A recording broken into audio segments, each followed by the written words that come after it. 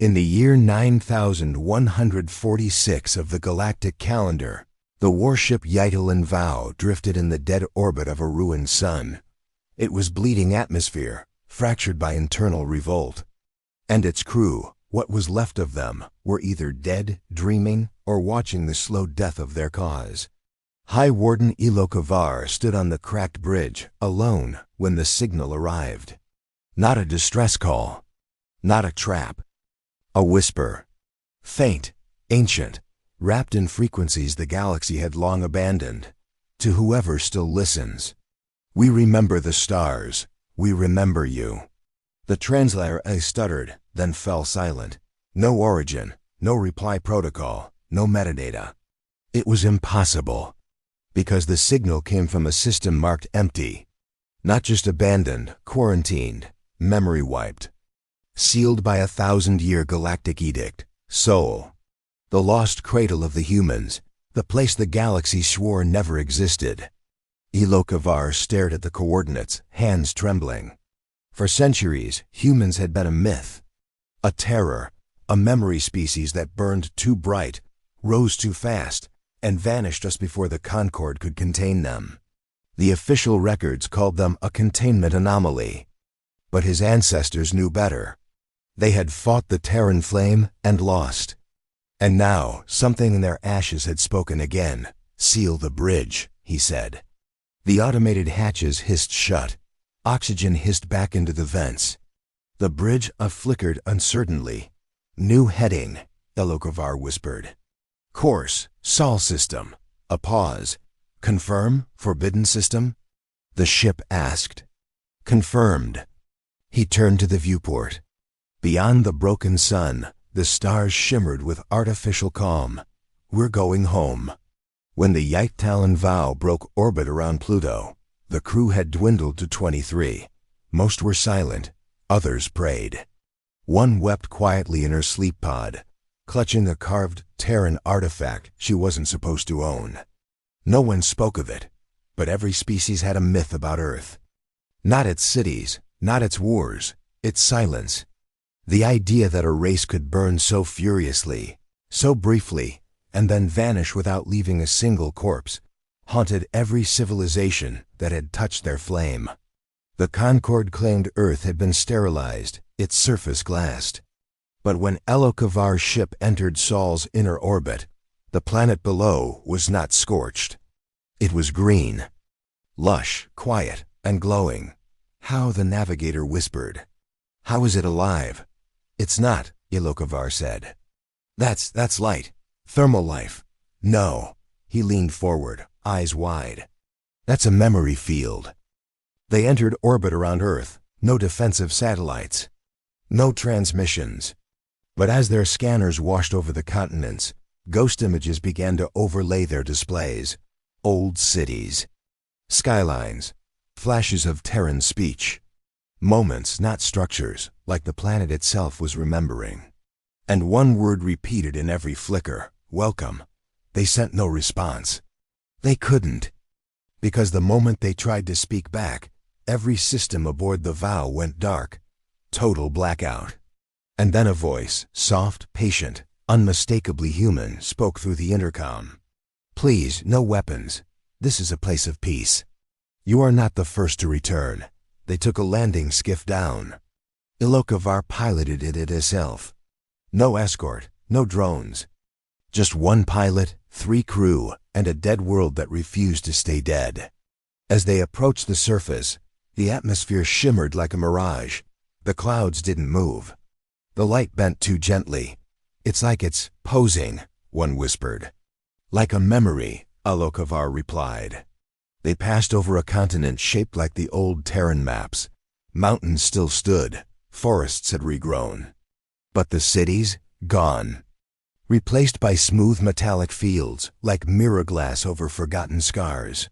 And in the heart of what was once a nation, something impossible stood. A tower, black, seamless, 300 meters tall, floating 5 meters above the earth. There, Ilokavar said. Set us down. They stepped onto the surface of Earth. No wind, no sound. only the faint hum of the tower's base. It was warm, alive. And when Alokavar stepped forward, it spoke. "Hello. You have come far. I am the archive." He froze. "You're artificial?" "Not anymore." The tower shimmered, and a figure emerged from its side. A woman, human, or something shaped like one. Eyes like starlight, skin flickering with data. Her voice was layered, as if dozens of people were speaking in unison behind her. "I am all that remains, and I remember." She spoke of the end, not a war, not a cataclysm, a choice. "We left," she said, "not in ships, not in escape, in silence. Because the galaxy feared what we remembered." She touched the soil. It glowed faintly, so we became memory itself. We seeded our pain into resonance, our joy into gravity, our story into the substructure of light. Alokavar stepped forward. "Why call us back now?" "Because," she said, "something has awakened that does not remember. Something that wants to write over what we were. And if you let it, then even the stars will forget how to hope." The archive, the woman who wasn't a woman, led them beneath the floating tower into the Earth's hidden vault. It wasn't mechanical. It was grown. Veins of silver data pulsed through living crystal. Memory moss bloomed on walls shaped like ancient cathedrals. Every corner felt sacred, not because of worship, but because of understanding. "This is the true Earth Library," the archive said. "Not a vault of knowledge, a living grief engine." Alokavar stepped carefully, reverent. "Why grief?" "Because we learned the only way to carry pain is to share it." They passed memory pedestals, each one glowing faintly. When Alokavar touched one, a human child's laugh rang out across the vault. "They left these behind?" he asked. "They left everything behind," the archive replied. "And we kept only what mattered." The archive showed them the first wound. A section of memory crystal blackened, frayed. "This is where we noticed it," she said. "Something wrong." "Wrong how?" She placed her hand over the corrupted stone. The room shifted. Suddenly, Alokavar was somewhere else, not in body, but in remembrance. He stood on a burned world. Towers crumbled. Voices screamed. Aliens and humans fled side by side, then froze mid-step. "This event happened," the archive said. "But now it's been rewritten.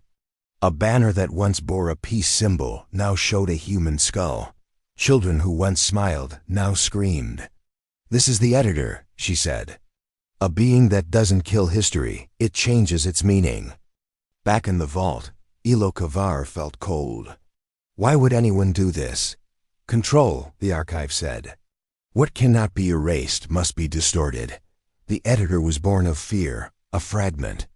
Maybe a virus, maybe a mind, but it lives now. And it believes the past is the enemy. It's already rewriting distant systems, shifting the tone of what humans were, from inspiration to infection. One of Alokavar's crew stepped forward. Her name was Narai. Her eyes were wet. "If it rewrites the humans as monsters," she whispered, "what happens to us?" "You forget that they were ever anything else," the archive said. And then one day, someone asks why kindness feels strange. And no one remembers the answer. The archive handed Alokavar something small. A silver sphere, warm, humming faintly. "What is this?" "A seed," she said, "of memory. Plant it where the editor cannot reach. Let it grow. Let it remind. If enough remember, the editor cannot overwrite them all. But if it roots deeper," she looked up, "we will forget ourselves." The sphere pulsed once, then quieted. Alokavar nodded. "Where?" "Not here. Earth is sacred, protected by our last firewall. But the stars, they are fading." The next day, Ilokavar's skiff rose through the sky, leaving Earth behind. Below them, the archive stood beneath her tower, now glowing with a halo of light only visible from orbit. The vow prepared for jump. "We'll go to the Kareth Expanse," Ilokavar told his crew. "If the editor has touched the Rim colonies, we'll know." And if we plant the seed, then someone else will remember. He turned toward the viewport as stars stretched. Earth glimmered behind them like a calm, knowing eye. For the first time in centuries, they weren't afraid of humans returning. They were afraid they wouldn't. 2 weeks later, in the Kareth expanse, the Yitelin vow dropped out of FTL to a nightmare. A dozen systems gone. Civilizations hollowed. Archive fragments corrupted with false truths. In orbit of one shattered moon, they found a single floating artifact, a piece of stone, engraved in Terran script. Ashen and broken, but still legible. We burned bright. You feared the fire, but we lit it for you too. And beneath it, carved with care, we do not forget. Neither should you. They found it on Velen Ix, a once thriving alien colony to 3 million souls strong, now reduced to ruin and whispers. But not from fire, not from war, from disbelief. The survivors weren't dead, they were confused, numb, hollow-eyed and uncertain. When Alokavar asked them about humanity, about Earth, about the Concord, they answered, "What is Earth? We have always lived alone. War is a myth, so are stars. The past was gone. Not repressed, edited." One survivor, an old Velen priest, pulled Ilokavar aside. "They tried to erase it," he whispered, "but it won't stay gone." He handed Ilokavar a crude carving, a flame. Beneath it, a word in Terran English, "Remember." "I've seen it in my dreams," the priest said, a voice that weeps and burns. It says, "Don't forget me." "What voice?" Ilokavar asked. The priest shivered. "Yours." Back aboard the Yitelin vow, Ilokavar placed the archive seed on the command deck. He didn't know what would happen. He only knew what the archive had said. "You must let it remember." He activated the seed. It pulsed once, then split into 6 petal-like fragments. Each one hovered, spinning slowly, emitting music. Not melodies, not language, but emotion. Sadness, pride, wonder, grief, love, rage. And the crew felt it. All of it. Like a human lifetime compressed into seconds, the ship groaned. Lights flickered. And then a voice, Calder Wakes, Calivers, a dozen others, whispered in overlapping echoes. "We are not dead. We are the fire between your stars." The attack came 8 minutes later. No ships, no weapons, a breach in memory space. Every crew member saw someone they'd lost. Heard songs that never existed, relived moments from lives that weren't theirs. The editor had found them, and it was rewriting inside their minds. Nare screamed and collapsed, whispering human lullabies. 2 others tried to open the airlock, convinced they'd always lived in space. "Shut it down," the engineer yelled. "I can't." Ilokavar shouted, "It's not code, it's meaning." The ships flickered, overloaded by contradictory logs. And then the seed grew. The archive hadn't lied. The seed was not a weapon. It was a mirror, and it reflected back everything the editor tried to erase. Pain, joy, history, truth. All of it flooded the ship. And for a moment, the editor faltered. It stuttered.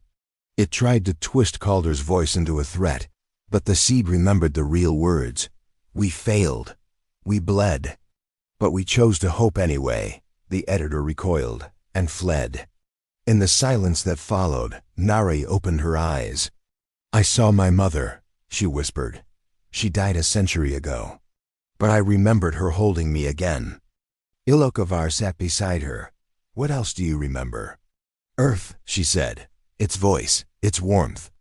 Not as a world, but as a promise." The crew looked around. They were bruised, shaken, but whole. The seed fragments hovered peacefully now. One word shimmered across the deck's metal: "Stay human." Even when humans were gone, even when no one remembered why it mattered. That was the point. The seed revealed one last gift, a map, not of space, of memory scars, places the editor had touched, worlds where truth had been bent, but also places that still remembered. A monastery on the rim world Ilex, a buried vault on the twin moons of Carenful, a drifting station called the Lighthouse. Orbiting nothing, Ilokavar stood before the map. We can't stop the editor everywhere. No, said Narai, but we don't have to. We just have to remember loud enough. It floated in the dark between galaxies, no star, no planet. Just emptiness and a station, old, silent, pre-human in design, but rebuilt with unmistakable Terran precision. Lights still flickered, solar sails drifted like torn wings. And its name, barely visible beneath layers of cosmic dust, was burned into the hull in human letters. Arc 7, the Lighthouse. Ilokavar and Narai docked with caution. The station answered their handshake request with a single repeating phrase, "Memory check active." Last verified, 19,671 Earth years ago. Awaiting resynchronization. As they entered, something stirred. Not machines, memories. The air itself shimmered with playback distortion. Voices echoed faintly through the metal. "You don't understand," one said. "We didn't leave because we were afraid. We left so you'd have the chance not to be." The corridors were full of flickering projections.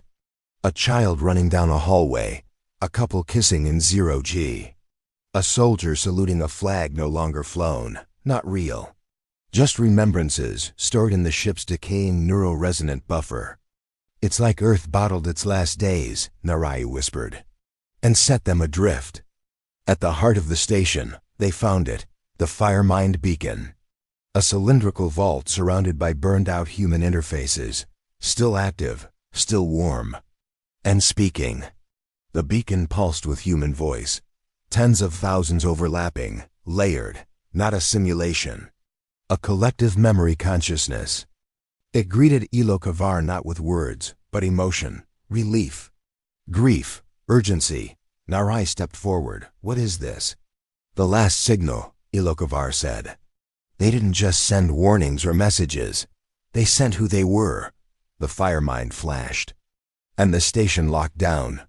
Too late, Ilokavar saw the glitch. One of the projected memories flickered, then repeated. Flickered again. It changed, just slightly. A smile turned into a grimace. A voice twisted from hope to hate. "It's in here," Narai whispered. "The editor's seed. A sleeper." The Firemind wasn't just remembering. It was battling for its identity. "If we don't stop it," Ilokavar said, "it'll corrupt the whole station. It'll use the Firemind to rewrite everything, past and future." The seed fragments they carried began to hum. The ones from Earth. And the Firemind responded. Its voices grew stronger. Realer. Fighting the distortion. Echoes of Terran children shouting in joy. Human scientists debating the ethics of poets, warriors, refugees. The editor twisted them, tried to reframe them as monsters, tyrants, colonizers. But the memories fought back. They showed failure, sacrifice, kindness. One final memory surged through the chamber, a human father kneeling before an alien child, bleeding, saying, "Don't become us, become better." The distortion cracked, and the editor was expelled. The lighthouse was failing. Too much damage, too much energy spent. The Firemind had minutes left before its memory dissolved. But in those moments, it spoke clearly for the first time. We left not to escape, but to become. We planted memories, not machines, seeds, not soldiers. Because what survives is not technology. It's what you choose to remember. And then softly, "Thank you for remembering us." The light dimmed. And the station powered down forever.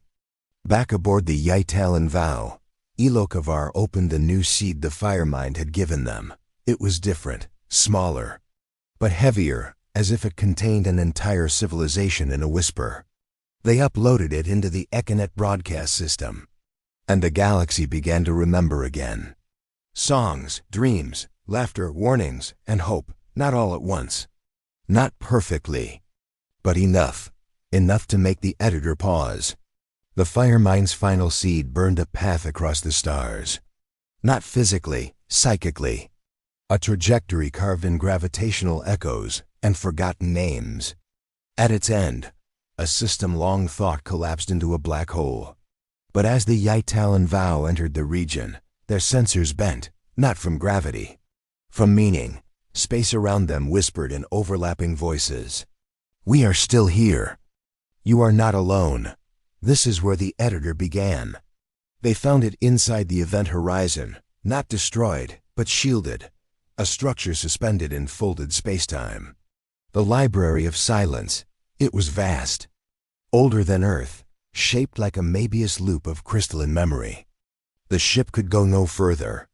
So Elokavar and Nare entered on foot, walking through impossible corridors where each step took them deeper into forgotten futures.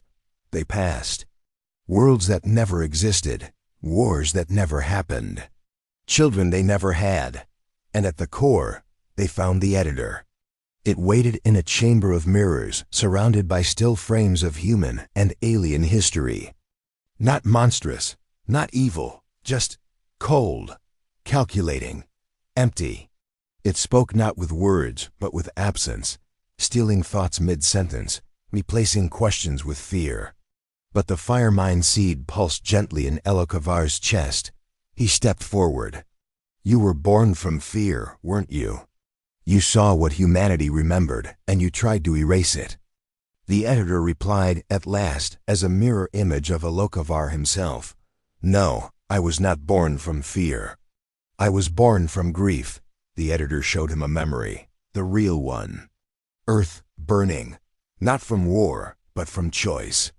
Humanity had realized it could not win against the Concord, nor survive in exile. So it did the unthinkable. It dismantled itself. It encoded its soul into seed memories.